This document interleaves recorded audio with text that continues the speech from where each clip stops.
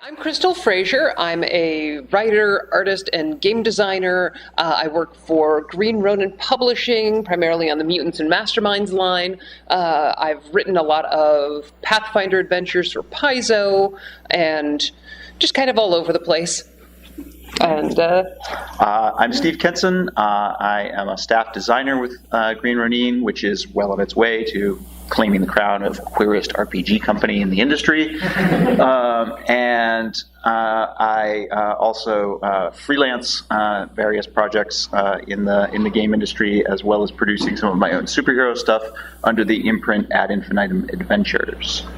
So we're here to talk to you about the queerness of divinity and the divinity of queerness.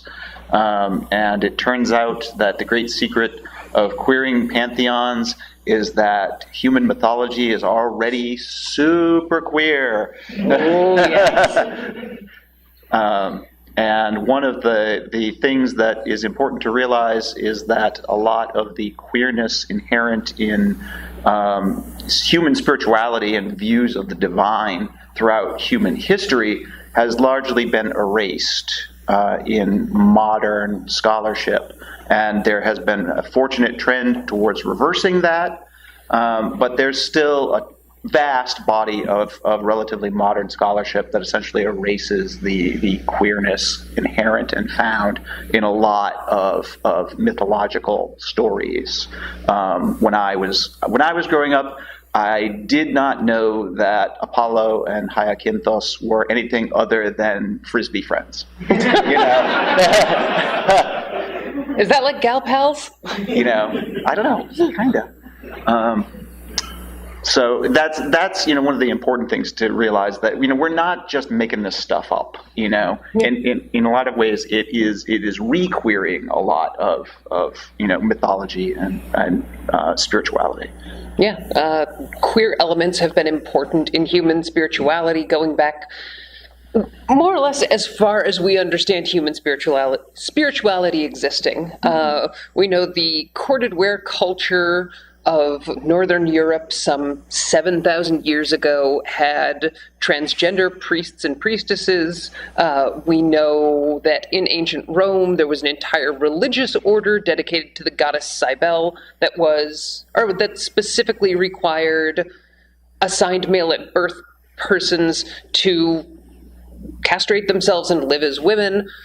I would assume willingly. God, I'd hope willingly. Right. If you're not trans before that process started, you are after. Right. But yeah, queerness is a part of human spirituality, and leaving it out of a lot of modern historical study is a conscious choice. And likewise, if you are writing your pantheon for a game setting or a fiction setting and you omit any amount of queerness, then that is likewise a conscious choice. It is a politically motivated choice to not have queer elements in your game, because they are well represented in human history and human culture. Right. And the pantheon, and by that, we're really kind of referring to, in addition to the specific divinities, the sort of body of mythology that comes with that, really essentially serves two major functions in a setting. The pantheon is a mirror, essentially, of what the world is made up of. It's a microcosm. It says that these are the things that we consider especially important in our culture, because we see them as beings that have some influence or some existence related to those things. And it exists largely to answer the big mystery questions, particularly why. Why is the world this way? How did these things happen? How was the world created? Why does the sun rise? Why does it rise in the east? All of these kinds of questions that, especially especially in pre-scientific cultures, but also in any culture, there are going to be mystery questions. Why is there death? Why is there evil? What comes after death? That science has not yet and may never be able to explain. Why are girls so cute? Right?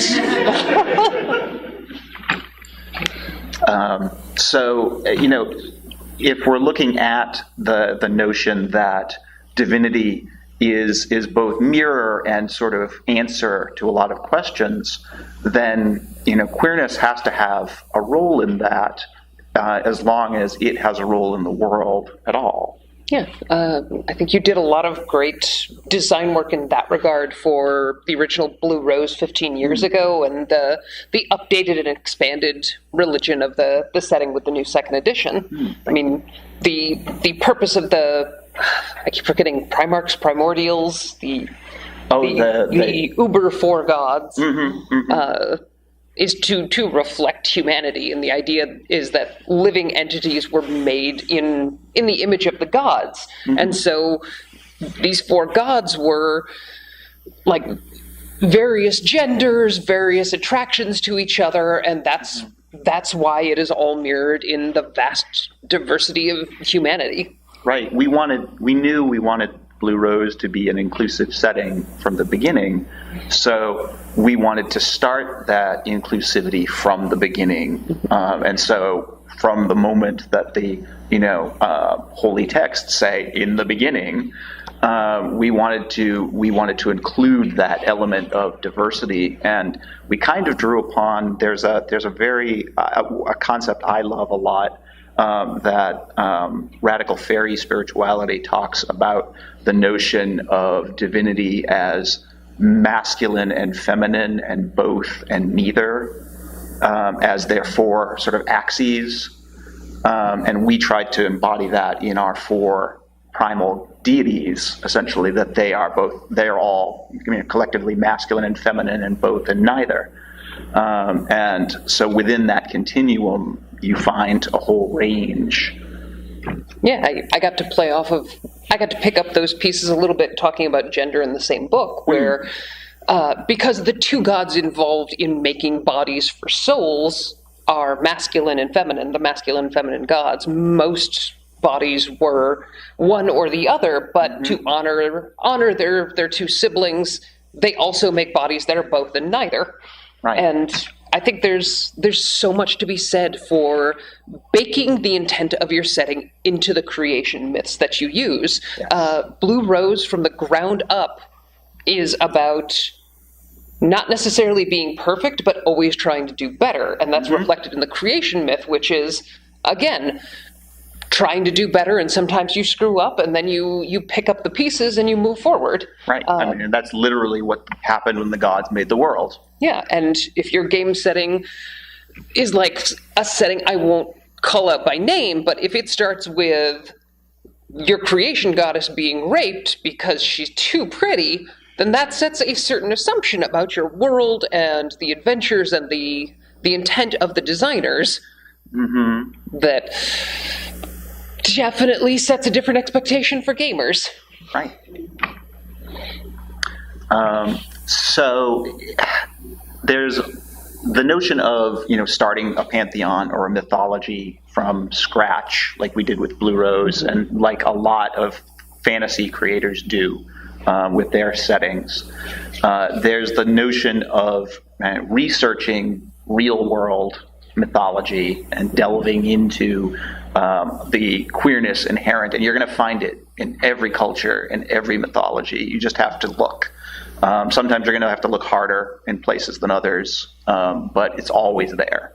But then there's also the sort of third aspect of interacting with existing mythologies that have been created. Say you are playing in an existing known campaign world, or something that already has a set of divinities or something like that. And this is where we start to have to get, in some cases, start getting a little subversive. Kind of read between the lines and fill in the spaces the authors left blank originally. D&D 5th edition just sort of did that with Corellon, their god of elves, implying that Corellon can change genders at will, and this is reflected in a lot of elves. Yeah, and that it is literally taking from these little hints where the very first deities and demigods description of Corellon mentioned that they were basically a being of multiple forms and all of that. And it was very strongly implied, and we're all good at reading subtext. Yes. And especially, making it text. Yeah. You know who's gay? Literally everyone. Right. It turns out, and so, for a lot of times, if you're dealing with a pre-existing or a pre-packaged, mythology, it really is starting to look at those hints and those inroads to start making your own interpretations, your own heretical, version of that, particular mythology. And the great part about it in relation to, actual mythology and religion is that myths can be interpreted in different ways. Yeah. And I mean, it is easy to do it with the gods that are all about sexuality, but I think it's a lot more meaningful to do it with the gods who are about more practical, homey concepts that are just assumed to be heterosexual. In the Pathfinder Pantheon, there's the assumption that our goddess of sex and lust, Calistria, of course she's pansexual, she'll sleep with everybody, but there's also, behind the scenes, the assumption that Torag is pansexual because he is the god of hearth and creation and hominess, and so of course, family love and having affection for anybody regardless of their gender is important.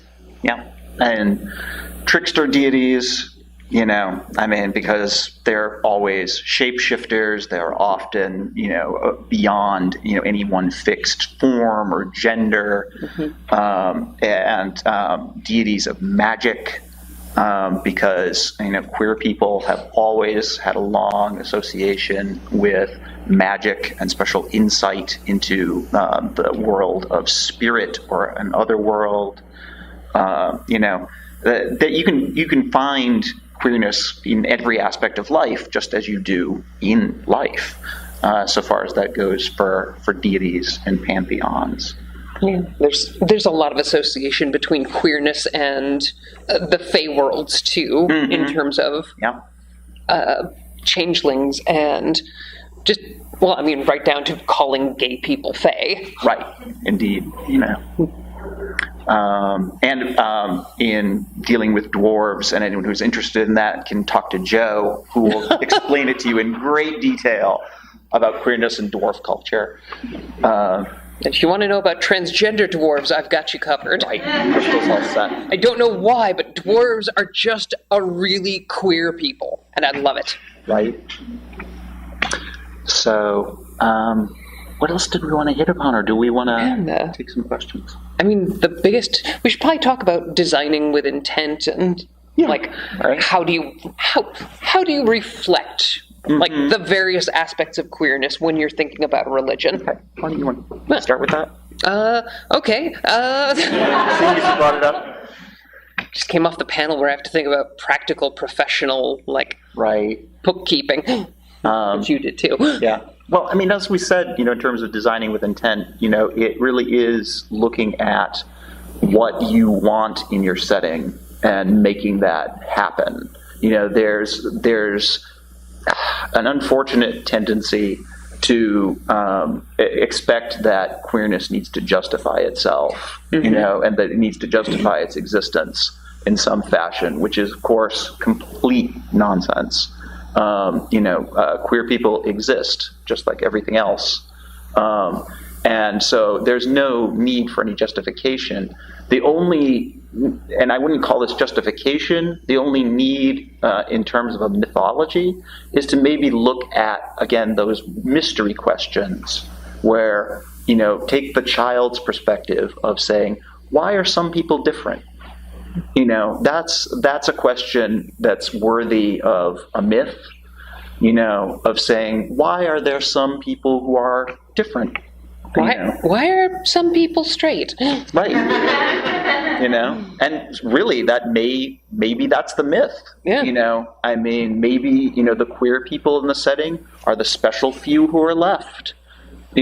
from the world where everybody was like them. I mean, look at Plato's theorizing about where soulmates and love come from. The idea that once upon a time we were all two people fused together, and the gods were so angry about how happy we were, that they split us in half so that we'd spend all of eternity trying to find our other halves. And some of the people had male and female components, and some people had female components, and some had male components, and some had neither. And that's just how, in ancient Greece, they figured some people love different kinds of people, and some people like the same kinds of people. So actually, that brings up an interesting point, because in a lot of mythology, some of the gods are evil in some game terms, or at the very least cruel, and capricious. And the gods in a lot of mythologies often make, shall we say, poor choices. Well, in the good mythologies. Right. The interesting ones, anyway. Nobody wants to read about a mythology where there's no gossip. So, it's also interesting to consider, if there is a role for homophobia or for cruelty towards queer people in your mythology. Are there evil gods who are encouraging this? Yeah. Also think about, even if you're not thinking about religion, think about what the universe and the rules of magic or the rules of creation say about the role of queer people in your setting. This is deviating into comics, but Neil Gaiman's A Game of You tried to paint a transgender character sympathetically, but ultimately what it ended up doing was confirming that in the eyes of the universe and the eyes of the gods, a trans woman is still a man. And I don't think he realized how incredibly problematic and cruel that is. Yeah, indeed. Whereas, on the other hand, Grant Morrison's Invisibles painted the notion of a trans woman who was perfectly capable of being accepted by the gods as performing woman's magic. Well, not perfectly, but was more leaning in that direction. But that gets into drag and a lot of other problematic issues. But it is really a question of considering what the universe says about that. Yeah. So, if in your universe all queer people have magic, like a lot of real-world religions assume, you have to explain why that is the case, or at least understand that in your universe, queer people are fundamentally different than straight cisgender people. And what does that say about your setting and why? Yeah, indeed.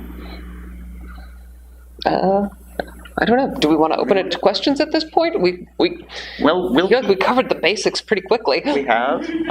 We'll certainly keep talking, but I'd like to know if there are any particular areas that folks would like explored. Yeah. So you guys kind of already talked about creation myths, but kind of bringing it down from gods to humans or other humanoid races. How do you suggest queering the creation of the people, when normally the creation myths tend to be very Adam and Eve? Oh, okay. So you mean in terms of there's a related thing, Jeff? I was just going to say, if you could repeat the question, it's a very good yes. So the question is, how do you, beyond just creation of the universe, how do you queer creation myths of individual sentient peoples, like the creation of the elves, the creation of dwarves, the creation of skittermanders?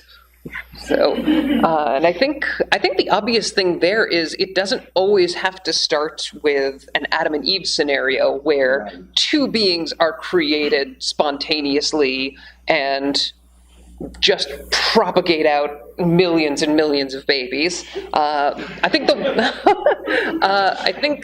again, we're crossing over into comics, but I think Wonder Woman's origin story is a perfect example of how you can have a sapphic creation myth where you have an island filled with female presenting people. Presumably they don't have a lot of assigned male at birth Amazons that have held onto their genitalia. And so instead, they they created their first infant in generations by forming her out of clay and begging the gods to give her life. Mm-hmm. Yeah, I mean, and indeed, living beings being formed or molded or crafted in some way is a very common creation myth. Greek mythology has Prometheus, and Epimetheus forming many of the living creatures of the earth out of clay and breathing life into them. And Celtic.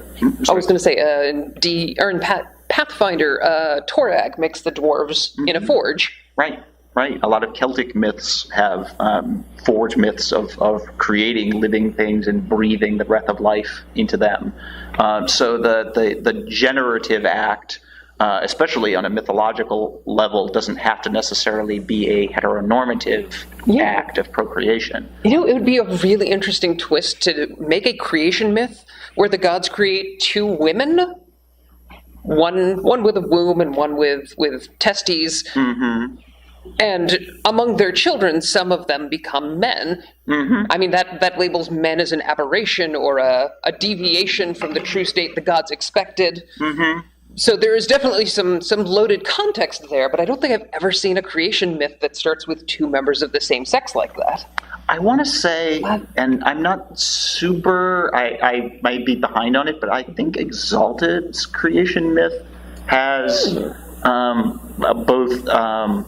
it has two women involved, or I may be mistaking that for something else. I do remember having a creation myth story that was essentially the earth and the moon as feminine lovers who create the world as that kind of concept. So yeah, you can absolutely. There are all kinds of possibilities as far as that's concerned. I have the faintest memory in the back of my mind of a post-apocalyptic sci-fi story where the genders have sharply divided, and both of them have figured out their own ways to have children without the other. Yeah.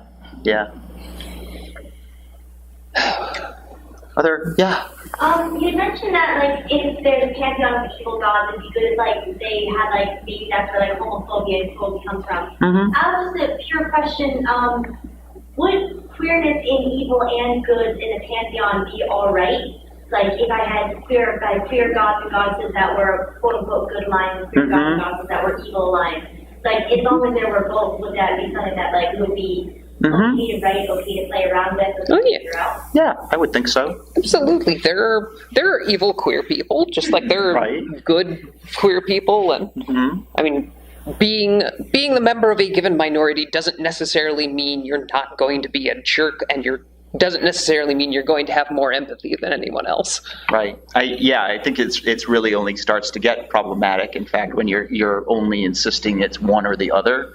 If the only queer representation in your pantheon is the evil deities, then that says something. And honestly, but in the same regard, if the only queer representation are the strongly good aligned deities, that says something too. It isn't necessarily fair to put the pressure on queer people that they're somehow this magical goodness that is flawless. I'm flawless. Yes, most perfect. You bear that burden well, though. I make perfect look good. Yeah.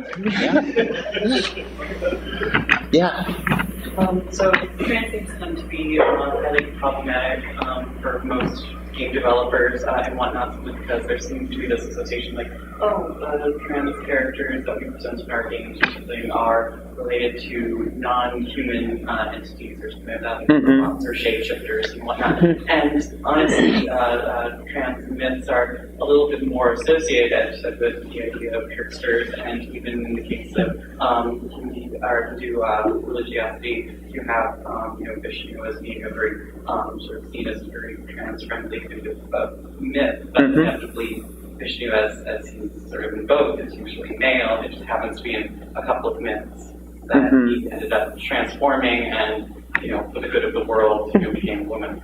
So how do you kind of avoid those kind of issues where it's being seen as, you're mercurial as opposed to embodying something initially and then transforming into this other sort of polarity, shall we say, without falling into those.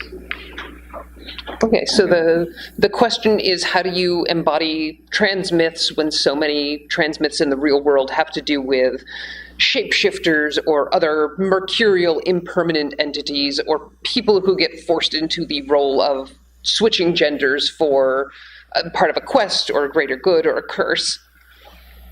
If I'm... Okay. And, I mean, a lot of it is looking at wider interpretations of transgender experiences, especially among human worshippers, mortal worshippers. In the real world, you've got a ton of religious sects or orders that specifically require a transgender experience. I kind of hate to use the word transgender because most of these predate what we understand to be transgender, but a lot of our history has been deliberately wiped out over the last 200 years, so it's kind of hard to... getting technical. But you've got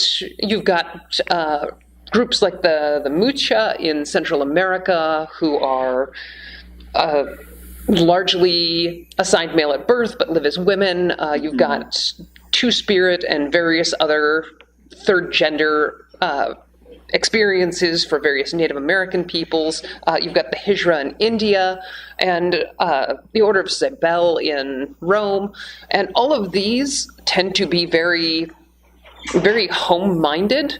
The Cybele were part of a hearth cult.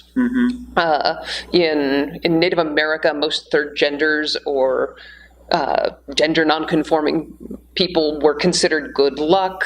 The myths themselves tend to be about shape-shifting. When it comes down to like lived human experience, it's less about switching back and forth and more either crossing over and that experience giving you some additional insight into the world or something that marks you in spirit, or finding a middle point between the genders that society assumes are default and using that as sort of becoming a bridge between different aspects of society.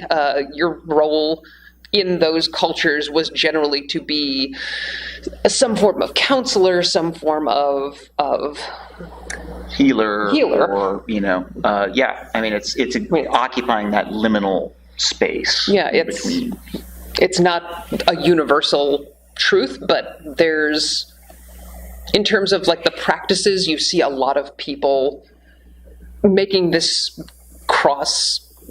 I am completely losing my train of thought here.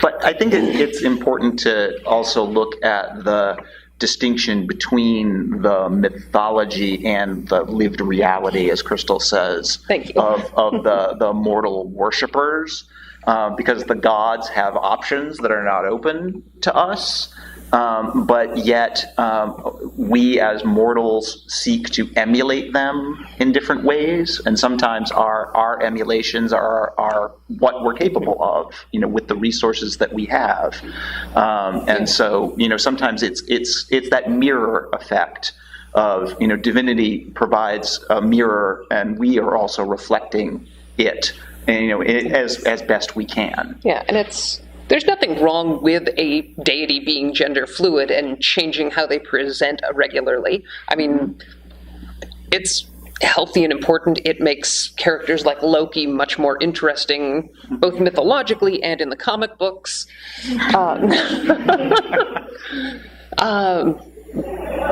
But a lot of it is just, again, coming down to designing with intention. You're not just writing an ancient religion, you're writing for a modern audience, and you have to think about what you're writing and what that says about both the queer people in your universe and the queer people who will play your game. Yeah. So exactly. if you want to design like a transgender deity, then it's probably best to have a deity who either is intentionally gender fluid and represents people who shift back and forth, or a deity who is created one way, and perhaps part of their story is becoming another gender or both genders, or abstaining from the idea of gender altogether. And that can be the focus of them or just an aspect of one of their myths. Yeah, and then a point we raised in a previous panel that's particularly related to this because it's so cross-cultural is that cultural concepts of queerness vary tremendously throughout cultures and history. And we can't necessarily impose our modern concept of queerness and the various categories that we use on an ancient culture that had a very different concept of gender, of sexuality, of otherness in that. And so, but when we're designing intentionally, there's nothing wrong with taking some of our modern understanding and saying, you know, it would be much better for my modern audience for me to put a more modern understanding of queerness in this setting so that they can more easily grasp it, and I can have my mythology reflect it, while also at the same time getting rid of some of the more problematic aspects of some ancient interpretations of queerness that I do not want reflected in my setting, such as, say, pederasty. And people will, inevitably be, but historical accuracy, and, screw that. First of all, you're writing fiction. Right. First of all, you're writing fiction, so, it doesn't matter as far as that goes. Verisimilitude is far more important than any kind of historical accuracy as far as that goes. Take historical inspiration, but don't feel bound by, what has gone before. We're imaginative and we're creating new things. Yes? Kind of dovetailing nicely into that, do you have any reading recommendations for queerness in mythology or history, something like that? Because I know that it, like you said, it's been erased, and I'm really curious about that. Joe will beat me with his cane if I don't mention Blossom of Bone. So, which is a great study on sort of cross-cultural incidents of queerness throughout spirituality. If you can find it, because unfortunately it's still out of print, there's a book called Cassell's Encyclopedia of Queer Myth that is a great starting point. It will often be a thing leading you to other sources to research, but it's still a great book to start with. Thank you. Chris, do you have any recommendations on that one? I did a ton of research into trans history about 10 years ago, but I cannot for the life of me remember my sources right now. I hear that. Yes? Actually, as part of that, there is two giant tomes. They're a little pricey, admittedly, but it's specifically 2 volumes called Queer Religion. That's usually updated every few years. It's actually a textbook worthy to universities. Awesome. Various religious studies and gender studies programs. Nice. Thank you. So, do we have other questions? Oh, yes. So, moving forward as you're creating new content and pushing for a higher level of representation in Pantheons, are you finding any pushback from others in the industry on it? Or is there sort of, given that we're learning more and more of these conversations are starting to happen, that people are more open to receiving this type of introduction of queer identities, because they've always kind of existed, but are people open to having it brought into existing intellectual property, or? Largely, I think that's true. We both largely run our own game lines, so... Right? We don't really have to ask anyone's permission. Yeah, the only person we have to ask is Chris Primus, and we're both bigger than him. Pretty much. And we outnumber him. Yeah, lately, I mean, for the longest time, my biggest barrier to inserting queer content has just been my own fear. Yeah. And it took a long time to get over that. Once I got over that, the biggest problem I think I've ever really encountered hasn't been people not wanting queerness added to the setting so much as people being, for lack of a better term, over-eager about queerness. But I tend to agree the issue seems to be a much more sort of really clumsy implementation. There we go. Of inclusivity, rather than a resistance to it. It's been more like, oh, honey, no. Like, I remember for the Pathfinder Iconics, I wrote a dwarven shaman who is assigned male at birth, but transitions as part of her journey to become more aware of herself, and that increased awareness makes her more attractive to spirits, and that's where her magic comes from. And so I created this religious order of transgender dwarves called the Rivathun. And for about 6 months after that, Paizo tried to shoehorn the Rivathun into every product they could think of. I'm like, you guys know, you could just ask me to come up with other queer things, right? What? There can be multiple queer things? And now it's to the point where, like, are the only trans people in Galarian dwarves? It's like, yes, all dwarves are trans. Yes, it's canon now. I mean, my experience has been less about pushback and more about very well-meaning but very poorly implemented efforts towards inclusion. One of my current pet peeves is what I refer to as the delete homophobia approach to inclusion. Of, we've removed homophobia from our setting, problem solved. And I'm like, no, that is, when you have a pseudo-historical setting and you say that there is no homophobia in it, but you still have all of the same traditional gender roles that existed in the 15th century, you have not removed the problem. I ran into the same thing with trans issues in Galarian, where we've still got monarchies and important family lines. It's like, okay, but if the prince is now a princess, how does that affect... How does primogeniture work in a culture that doesn't have, gender roles? But that stuff's hard, to really think about. That tends to be the problem more than anything in my experience, is people don't think things through, and oftentimes they don't ask any queer people. Yeah.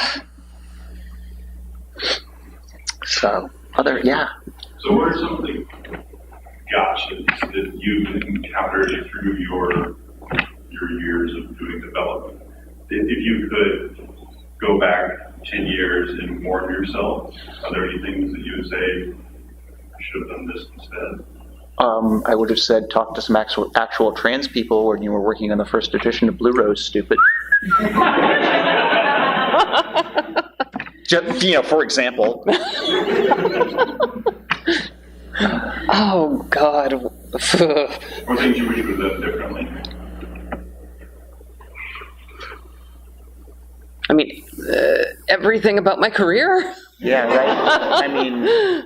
It's, like Crystal said, self-censorship is a huge thing. Mm-hmm. Yeah, I wish I'd been a lot braver about who I was and what I wanted to write when I was younger. And one of the complex things about being a queer creator is you want to write stories with queer characters and queer elements, but you also want to write stories that are completely unrelated to that because you have interests outside of being queer. Right. And there's this simultaneous pressure, I need to produce more queer content so it's out there and people see it. Yep. But am I only writing about queer content? Is that all I am? Is that where I stop being a unique being? Right. That's why I really like to write stories where a protagonist or a religious order or something like that, being trans or being gay or being bi is an element to them, but it mostly just defines who they flirt with or what medications they have to take in the morning or things like that. And the rest of the story is about them, fighting kobolds or chopping down undead or blasting off into space. Right. Yeah.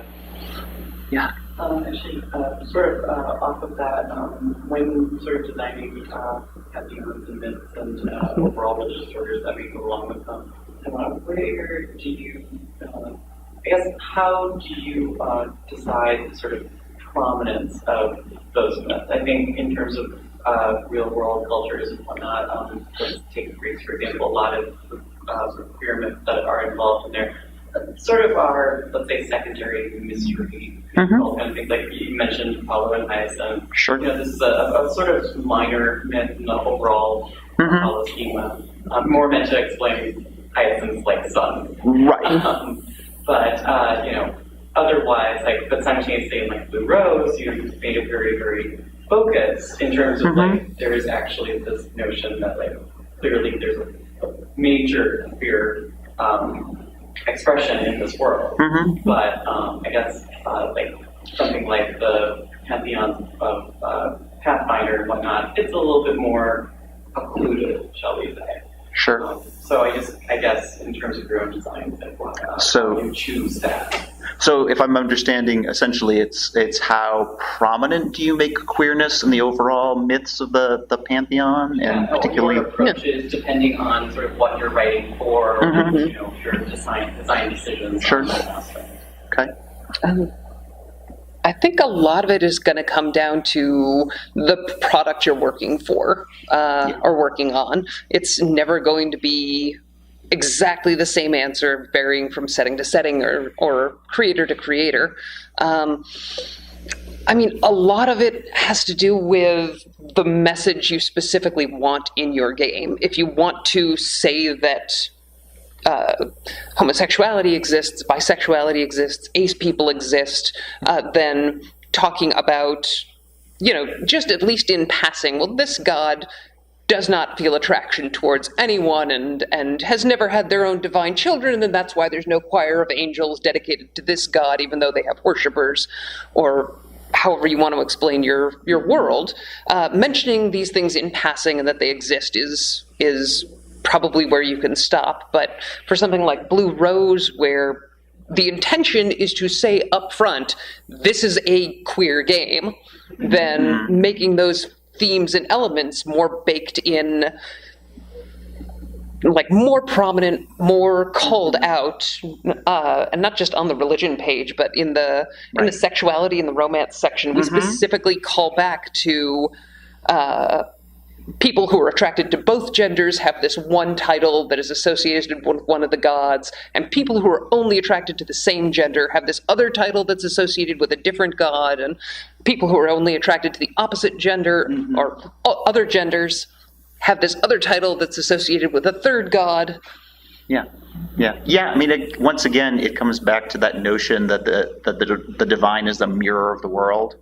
So a lot of the prominence that you're going to see in that mirror and that reflection is the world that they're reflecting. So if we're talking about a setting like Blue Rose, which has a different culture, where Blue Rose's default assumption is that everyone is bisexual, and that monosexuals, people who are only attracted to one gender or another, are in the minority on either ends of a spectrum. About 10% of the population. Give or take. I think that's exaggerated myself. But,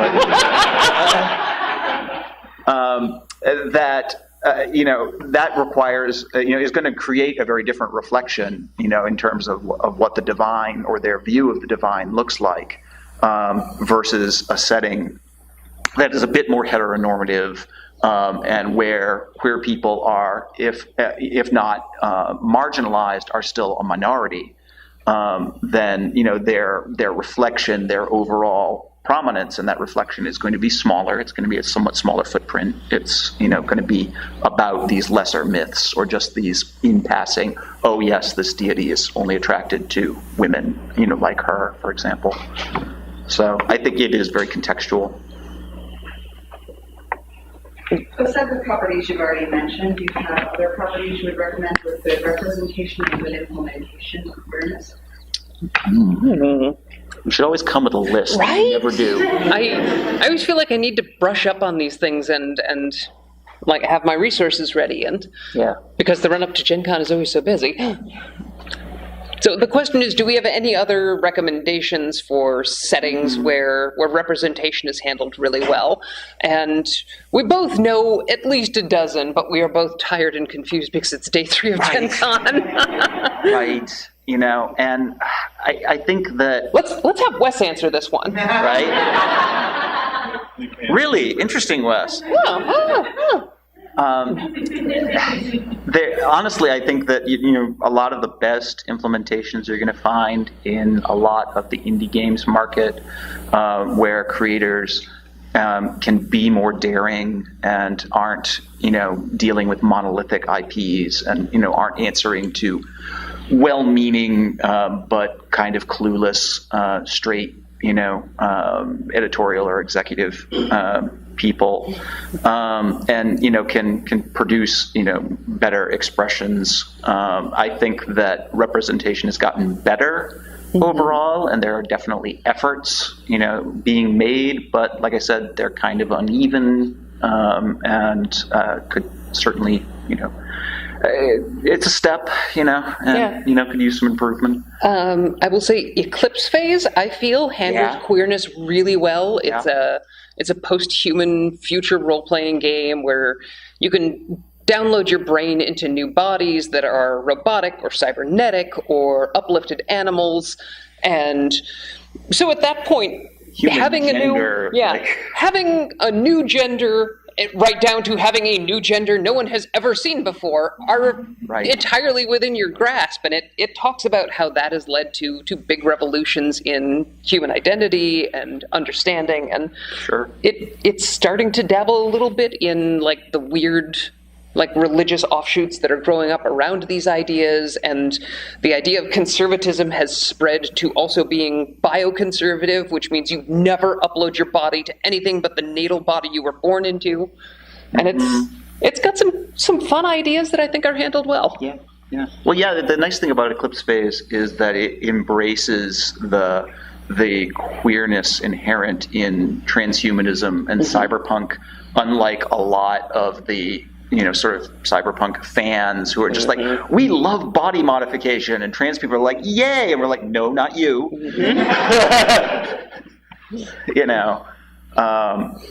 It's like, you're transhumanists. Of course you like us. Right. It's right in the name. The coolest insult I've ever been called is a biohacker. And that is now in my Twitter handle. How badass does that sound? Right? Yeah. I am biopunk.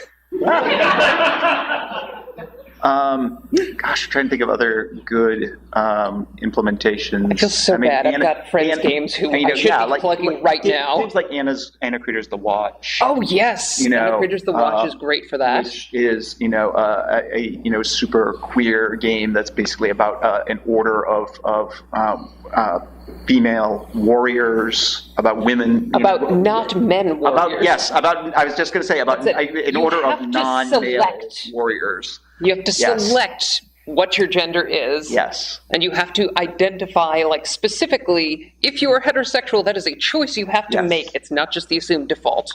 Yeah, and that's one of the very interesting things about it, is it puts players in the position of making that choice, and says, there are things, I don't know if they're boxes or lists, but on the character sheets that basically say, so your character is, and male is not an option. Pick one of these, and it forces the players to think about that and go, so what am I choosing to portray in this game? Man, I wish we had all these options when I first transitioned 20 years ago. So honestly, I think, you're going to find a lot of the best implementations in that area, and I think that has been informing the sort of mainstream of the hobby, of being like, okay, maybe we should start looking more at this sort of thing. Yeah, I think, honestly, you could do a lot worse than just perusing the Indie Press Revolution booth and the Indie Games Design Network booth over in the dealer hall. Indeed. Monster Hearts, yes. Thank you. Which is always comes up first on the list, and we always forget it anyway. They just put out a second edition. Second edition's been out for like a year now. Oh, really? Yeah, I got it at Gen Con last year. Okay. Time flies.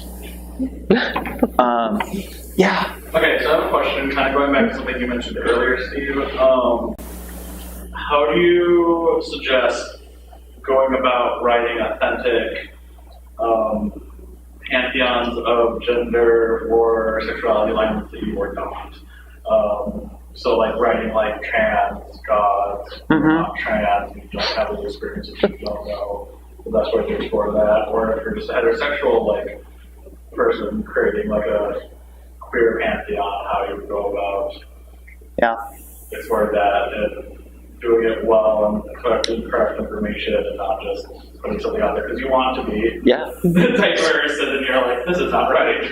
So the question is how do you write and create about elements of queerness that you are not personally familiar with, and my answer is that you do some research and you talk to some people where it is, in fact, their experience and say, so, I have this thought. What do you think of this? I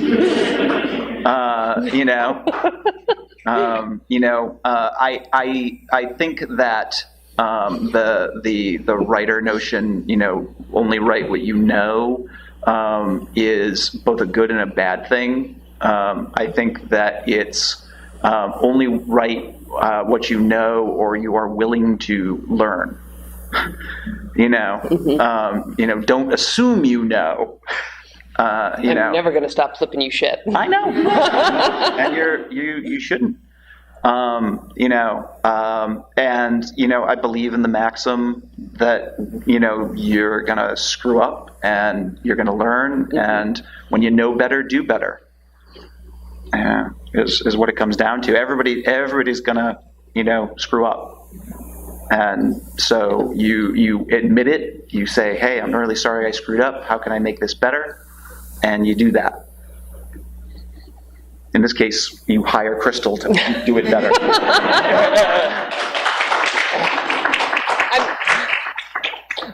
I've screwed up in the exact same way, so I can only flip you so much crap. But yeah, a lot of it is read first sources or primary sources wherever you can. Find fiction written by the people you're interested in including. Find blogs written by the same types of people.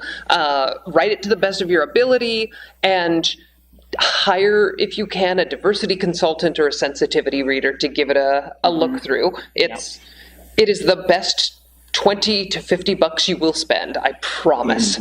And read some criticism, frankly, of some things that have gotten it wrong, because hey, learn from our mistakes. Yeah, and don't assume that because you have friends of any given minority that you know how to write that minority. Yes. Because I grew up in the Cuban part of town, and for a long time I thought I could write Cuban characters, and no. Yeah. Would you be willing to share your failures so we can understand an example of how we learn from a particular mistake? Are you comfortable doing that with Blue Rose? You said that. Well, so in the case of that particular failure, Blue Rose had an incredibly awkward and insensitive handling of trans issues, in as much as Blue Rose handled trans issues at all. That basically touched upon the notion that the biohacking in Blue Rose, the flesh-shaping sorcery, was essentially defined as inherently evil in the setting. And so it took a sort of bioconservative approach to the notion that natural things could not be messed with. And that obviously is a hugely insensitive approach to trans issues. And honestly, beyond that, the initial edition of the setting didn't touch on trans people at all, apart from saying that they were potentially unnatural monsters. No, it's only, is that a fair summary? To be fair, you only said they were unnatural monsters if they did anything about it. Right. Yes. It was. Yes. It was obviously a comedy of errors, a comedy of omissions kind of situation where this was clearly not the intention, and you would only get this impression if you were a trans person looking for mentions of trans people in the game. Mm-hmm. But it gave me great fodder for a story. For example. And you know what your mindset was? My mindset was that I wasn't thinking about trans people at all. Pretty much, you know. It was. As Crystal said, it was a sin of omission. You know, more than anything else, it just didn't occur to me. I mean, I've done plenty of screw ups when it comes to racial minorities, and I feel like an asshole every time, and I try to do better. I mean, I still fuck up sometimes. Can I say that? Sure, why not? I still screw up sometimes, and I mean, it just happens. And again, sensitivity readers are amazing at just the best resource I can recommend if you are trying to focus on inclusion in your work. Mm-hmm. Yeah. I think we're almost, in fact, we are at time. We go to 2:30. Oh, we go to 2:30? Sweet. All right, so we have more time for questions. Unless nobody has questions. Right, in which case, May I ask one that's not kind of queer related? Sure. Anyone? Sure. So you guys talk about mythology, world mythology. Mm-hmm. And what I just want to know personally, because I just love, mythology, favorite creation myths. Things that have been inspired. Because I mean, there's something like the Vedic cosmic age. Sure. And, Nordic giants and things like that. Is there ones that kind of stick with you and kind of when you're creating or just thinking, that'd be awesome?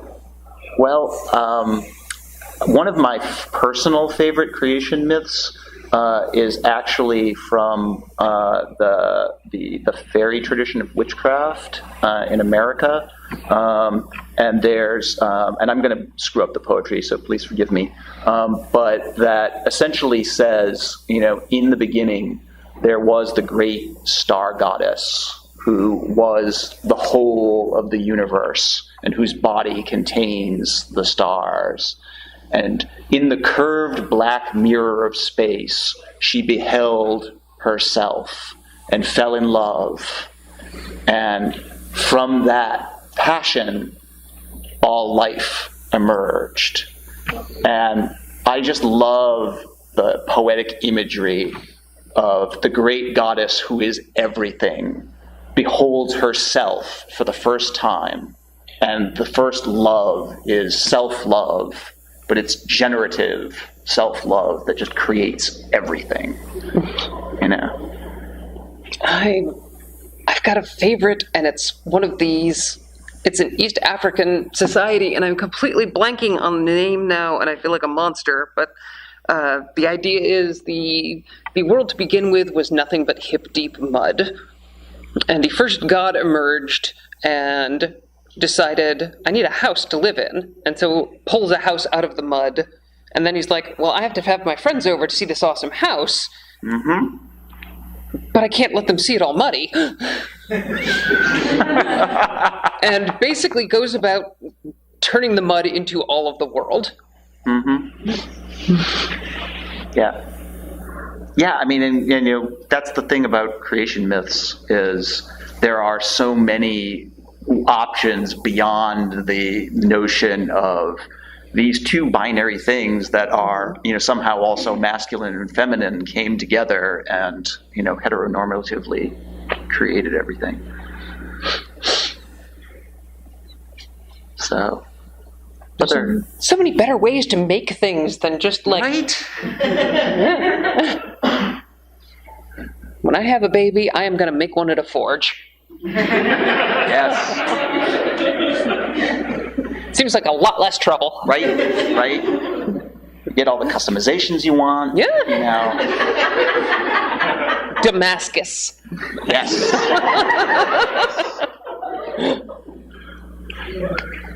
Other questions? Thoughts? I feel like now I've given everybody the impression we're done. Right. We have lots of things to say. We're just tired and Yeah, it's confused. Saturday. And so gay. Very, very gay. Yeah.